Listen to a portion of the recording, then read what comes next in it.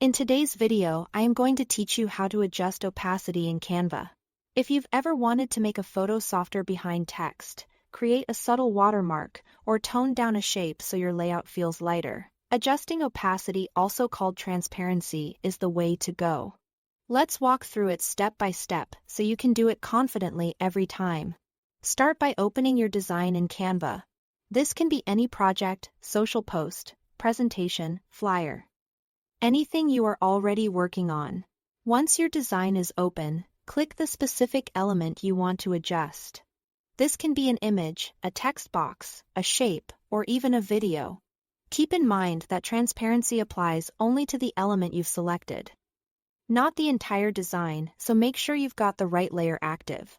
If you want several items to share the same opacity, you can select them together first and adjust them at the same time. With your element selected, look at the top menu bar for the transparency button. The icon looks like a little checkerboard. If you don't see it right away, double-check that your element is selected. The button appears only when an element is active. Click that checkerboard icon to open the transparency controls. You'll see a slider and a percentage value.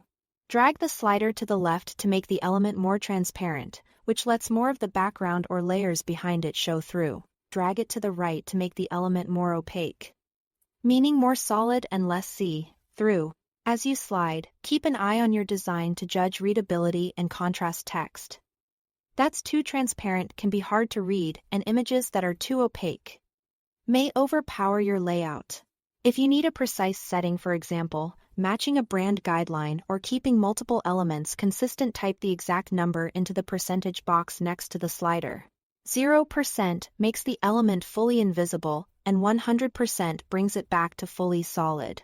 You can always return to the transparency tool and adjust as your design evolves. So don't worry about getting it perfect on the first try. A quick tip: transparency reveals what's beneath. If the layer behind your element is busy or high contrast, consider balancing both opacity and placement so your design stays clean and legible.